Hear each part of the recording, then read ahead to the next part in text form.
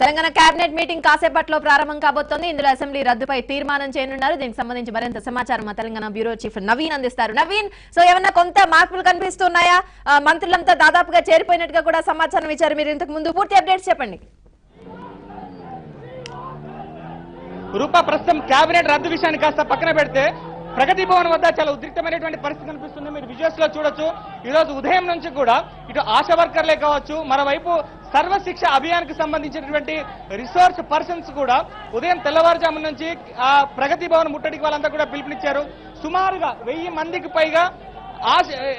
పైగా సర్వశిక్ష అభియాన్ కు సంబంధించినటువంటి రిసోర్స్ వాలంటీర్స్ అంతా కూడా విడతలుగా ప్రగతి భవన్ చుట్టుపక్కల వాళ్ళంతా కూడా కాపు కాసేటువంటి పరిస్థితి కనిపిస్తుంది. ఇప్పుడు మీరు చూస్తున్నారు, కొంతమంది మహిళా సర్వశిక్ష అభియాన్ కి సంబంధించిన వాళ్ళందరినీ కూడా అరెస్ట్ చేసి తీసుకెళ్తున్నటువంటి పరిస్థితి కనిపిస్తుంది. ఒక నిమిషం ఇట్రామా, ఒక్క నిమిషం. ఏంటి మీ ప్రాబ్లం ఏంటి చెప్పండి.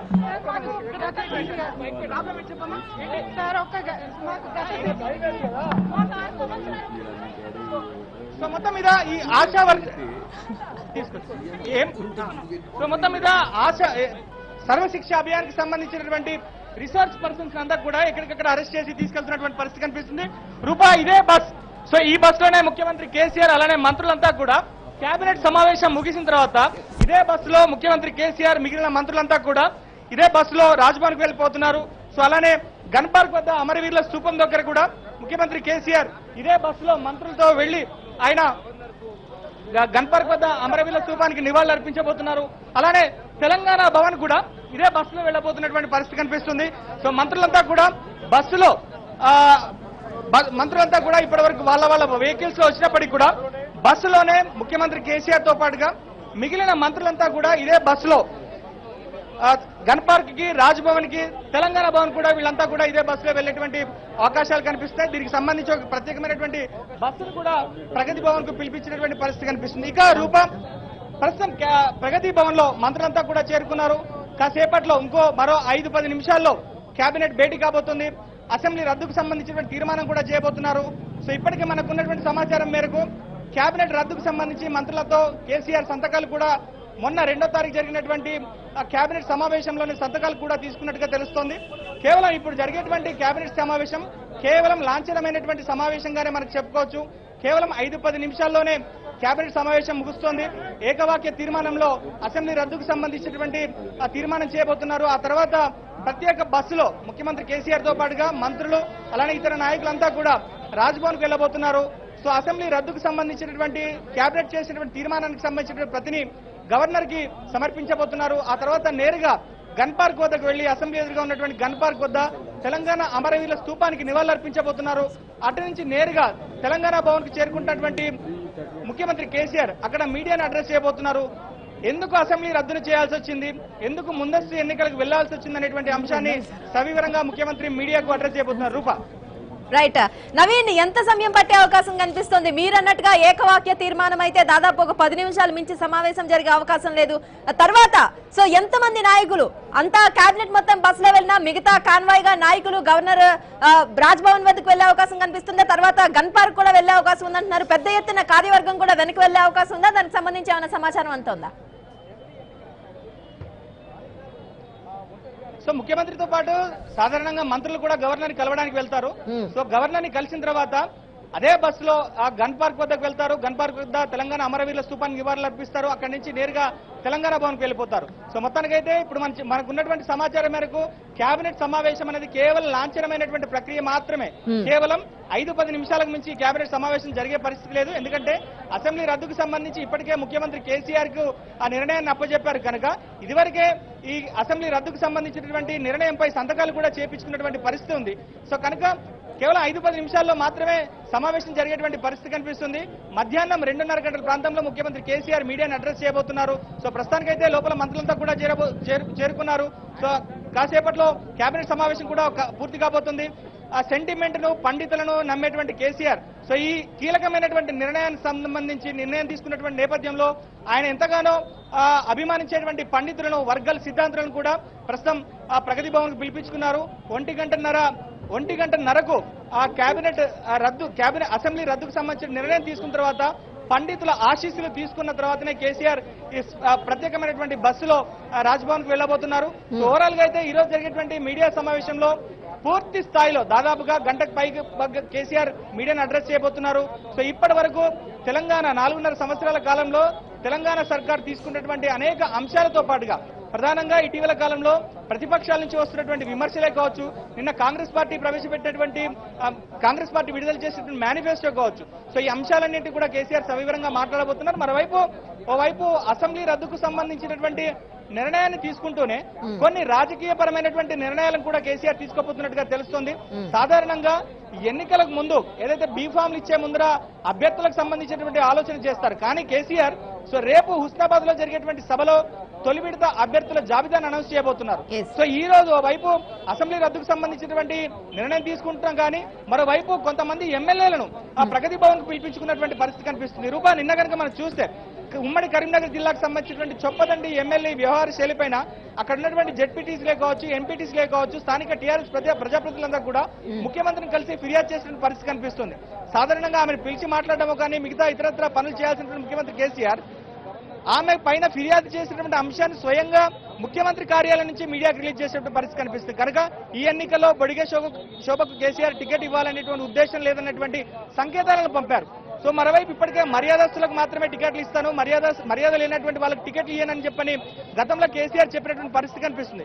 కానీ ఈ రోజు ప్రగతి భవన్ కొంతమంది ఎమ్మెల్యేలను పిలుచుకున్నటువంటి పరిస్థితి కనిపిస్తుంది. దాంట్లో ఈ మధ్యకాలంలో వివాదాస్పదంగా ఉన్నటువంటి 2 ఎమ్మెల్యేల పేర్లు ప్రధానంగా వినిపిస్తున్నాయి. అదే మహబూబాద్ సంబంధించినటువంటి ఎమ్మెల్యే శంకర్ నాయకే కావచ్చు, జనగామకు సంబంధించినటువంటి ఎమ్మెల్యే ముత్తిరెడ్డి యాదగిరి రెడ్డి కావచ్చు, మరోవైపు మిగతా ఆదిలాబాద్ జిల్లాకు సంబంధించినటువంటి ఎమ్మెల్యేలే కావచ్చు.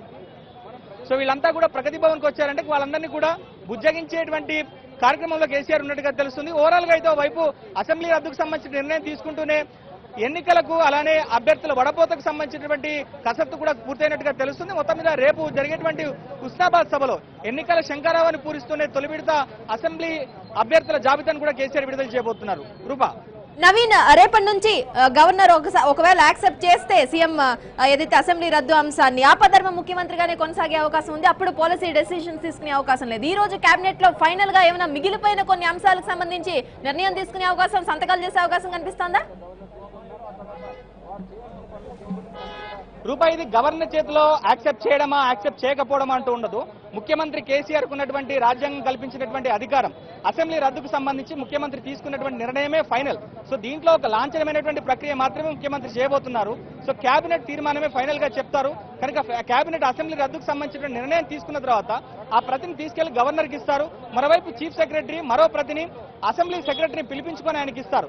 సో ఈ ప్రాసెస్ అంతా పూర్తయిన తర్వాత అసెంబ్లీ కార్యదర్శి దాన్ని ఎన్నికల సంఘానికి పంపించి సో తెలంగాణలో అసెంబ్లీ రద్దయిందనేటువంటి నోటిఫికేషన్ విడుదల చేస్తారు. సో మరోవైపు అసెంబ్లీ రద్దుకు సంబంధించినటువంటి తీర్మానం కేవలం 5 నిమిషాలు మాత్రమే, 5 నిమిషాల్లోనే పూర్తయ్యేటువంటి అవకాశాలు కనిపిస్తున్నాయి. ఇక పాలనాపరమైన విషయాలన్నిటిపై కూడా ఇప్పటికే కేసీఆర్ నిర్ణయాలు తీసుకున్నారు. అనేక కీలకమైనటువంటి జీవోలు కూడా విడుదలయ్యాయి. పెద్ద ఎత్తున బదిలీలు కూడా పూర్తయినటువంటి పరిస్థితి కనిపిస్తుంది. ఉద్యోగులకు సంబంధించి ఒక 2 అంశాలు మాత్రమే మిగులున్నాయి. అది ఐఆర్ఏ కావచ్చు, పీఆర్సీ కావచ్చు. సో ఇప్పుడు నిన్న ఆల్రెడీ డిఐను ఉద్యోగులందరికీ కూడా అనౌన్స్ చేసినటువంటి పరిస్థితి కనిపిస్తుంది. అయితే ఈ 2 అంశాలు ఆపద్ధర్మ ప్రభుత్వం తీసుకునేటువంటి అవకాశాలు ఉన్నాయి. కనుక ఈ 2 అంశాల విషయంలో ప్రభుత్వానికి ఎటువంటి ఇబ్బంది లేనటువంటి పరిస్థితి కనిపిస్తుంది. ఇక పాలనపరమైనటువంటి అంశాలన్నీ పూర్తయినటువంటి నేపథ్యంలో కేవలం అసెంబ్లీ రద్దుకు మాత్రమే ఈ సమావేశాన్ని పరిమితం చేసేటువంటి పరిస్థితి కనిపిస్తుంది. రూపా, for the details.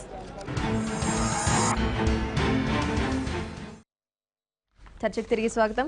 సో మీరు ఈ కోదండరాం పార్టీ ఏ విధంగా ప్రజల్లోకి ముందుకు వెళ్ళబోతోంది, సో ఏం చేయబోతోంది, ఏ విధంగా తెలంగాణ ప్రజలు ఉస్మానియా యూనివర్సిటీకి సంబంధించి ఇప్పటికే పెద్ద ఎత్తున ఇబ్బందులు ఉన్నాయి, సో అక్కడికి టీఆర్ఎస్ పార్టీ వెళ్ళలేకపోతుంది అన్న, సో ప్రధానంగా ఈ బేసిస్ లోనే టీజేఎస్ ముందుకు వెళ్ళబోతుందా, ఏం చెప్తారు? ఇప్పుడు ఒకటి మేడం, తెలంగాణ రాష్ట్ర సాధనలో టీజేఎస్ పాత్ర, దాంట్లో టీఆర్ఎస్ ఉంది, బీజేపీ ఉంది, న్యూ డెమోక్రసీ ఉంది, అన్ని పార్టీలు, ప్రజా సంఘాలు, ఉద్యోగ సంఘాలు అన్నిటి యొక్క ఒక వేదిక కింద తెలంగాణ సాధించినటువంటిది మళ్ళీ నేను చెప్పాల్సినటువంటి అవసరం లేదు. తెలంగాణ ఏర్పాటు ఎందుకు అనేటువంటి దాన్ని కూడా ఒక స్పష్టమైన నిర్దిష్టమైనటువంటి లక్ష్యాలు ఉన్నవి, అమరుల ఆకాంక్షలు ఉన్నవి. ఆ కోణంలో ఈ మనం కోరుకున్న రాష్ట్రంలో మనం ఎన్నుకున్నటువంటి ఈ ప్రభుత్వం ప్రయాణం చేస్తుందని మేము చాలా కాలం భావించినటువంటి మాట వాస్తవం. కానీ ఒక సంవత్సరం తర్వాత చూస్తే వాటి నడక అనేటువంటి దాంట్లో ఇటు అటు తొత్తరపాటు కనపడుతున్నటువంటిది, ఆకాంక్షలకు వ్యతిరేకంగా పనిచేస్తున్నటువంటిది, తెలంగాణ అమరుల స్ఫూర్తికి పూర్తి విరుద్ధంగా ప్రభుత్వం పనిచేస్తుంది. ఉద్యమకారులను పక్కకు పెట్టి ఉద్యమద్రోహులను వెంటబెట్టుకుని తిరిగేటువంటి పరిస్థితి వచ్చినప్పుడు మీకు ఈ ఉద్యమానికి సంబంధించినటువంటిది ఇవాళ ఏది అవసరం లేదు. తెలంగాణలో ప్రజా ఉద్యమం జరిగినప్పుడు స్కూల్ పిల్లవాడి నుంచి రాజకీయ నాయకుల దాకా దీంట్లో ఏదో రూపంలో పార్టిసిపేట్ చేసినటువంటి పరిస్థితి ఉంది. ప్రతి ఒక్కరు ఏమనుకుంటున్నారంటే ఈ రాష్ట్రం ఏర్పాటులో నాకు కొంత క్లెయిమ్ ఉంది, నాకు హక్కు ఉంది, నాకు ఒక భావం ఉంది, నాకు కోరుకుంటున్నా అనేటువంటిది ఉంది. మీరు మిగతా రాష్ట్రాలకు వదిలేయండి. మిగతా రాష్ట్రాలు ఎట్లా ఏర్పడ్డాయి? రాజ్యాంగబద్ధంగా పార్లమెంట్లో పెట్టినటువంటి బిల్లు ప్రకారంగా కేంద్ర ప్రభుత్వ నిర్ణయం. కానీ 60 సంవత్సరాలుగా చేసినటువంటి ఉద్యమం, అనేక ఒడుదడుకులు, అనేక రకాల ఉద్యమాలు, ఒత్తిళ్లు జరిగిన తర్వాత తెలంగాణ ఏర్పడ్డది. సో ప్రతి ఒక్కరి ఒక హక్కు ఉంది.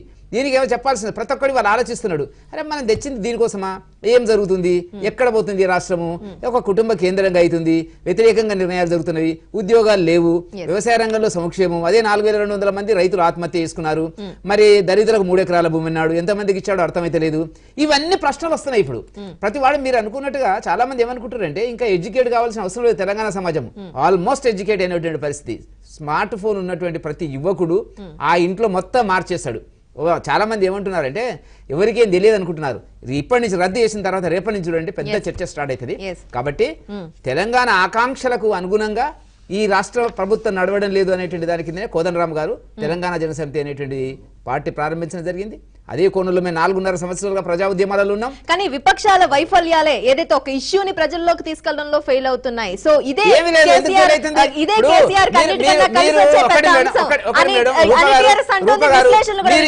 ఇన్ని ఛానల్స్ ఉన్నాయి, 15 ఛానల్స్ ఉన్నాయి తెలుగులో.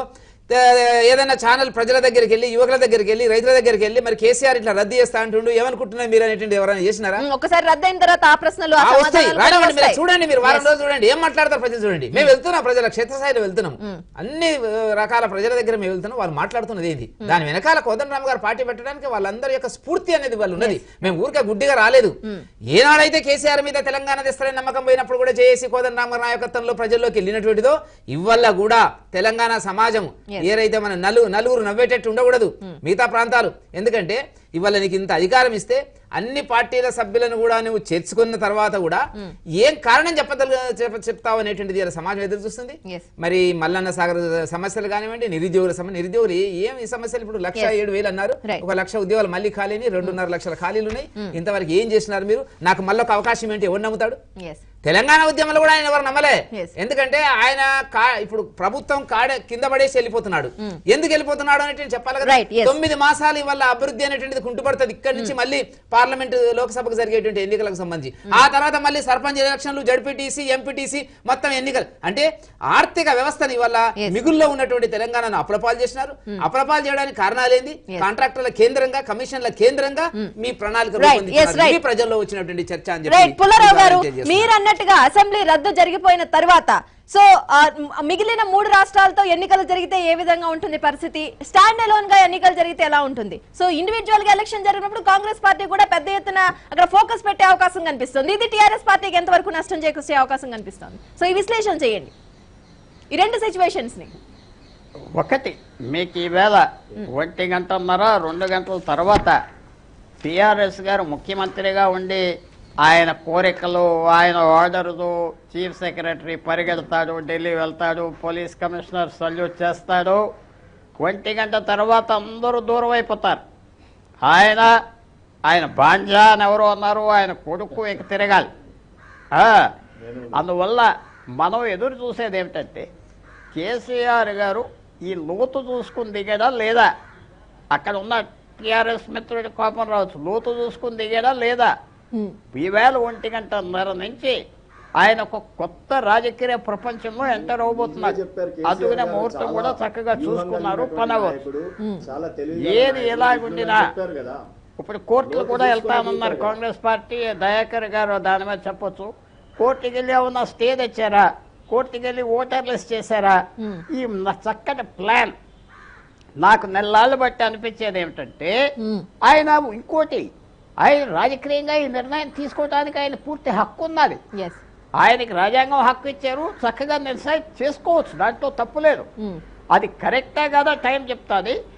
కాంగ్రెస్ పార్టీ, బీజేపీ ఈ 3 రాష్ట్రాల ఎలక్షన్ జరిగే సమయంలో ఈయన కూడా మెల్లిగా దూరిపోతే వాళ్ళ ఫోకస్ ఉండదు. తెలంగాణ అంత ముఖ్యం కాదు, అక్కడ జరిగే యుద్ధం వేరు, ఛత్తీస్గఢ్. అందువల్ల ఆయన అనుకున్నది నేను ఏదో మెల్లిగా బయటపడవచ్చు, అది ఆయన అభిప్రాయం.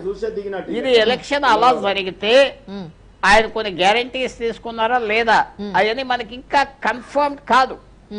ఒకవేళ దూరం అయిపోతే మాత్రం ఈ 3 రాష్ట్రాలతో కనెక్ట్ లేకపోతే చాలా కష్టమైన టెన్షన్స్ వస్తాయి. ఉన్న వాళ్ళందరూ హ్యాపీగా ఉన్నారా? కొంతమంది మంత్రులు వెళ్ళిపోతారా? ఎమ్మెల్యేలు ఉన్నారా? ఇప్పుడు వాళ్ళకి టికెట్లు ఇచ్చి అలా దగ్గర కూర్చోబెట్టుకుని మళ్ళీ నెలలు పోయాక టికెట్ మార్చొచ్చు కదా. ఇదేమో బంగారంలో వెండిలో రాసిన ఉత్తరాలు కాదు కదా. అందువల్ల టెన్షన్స్ పెరుగుతాయి. ఫస్ట్ టార్గెట్ నేను అనుకుంటున్నా, ఆయన కనుక ఈ 3 రాష్ట్రాలతో పాటు ఎలక్షన్ గడపగలిగితే కొద్దిగా అడ్వాంటేజ్ ఉంటుంది.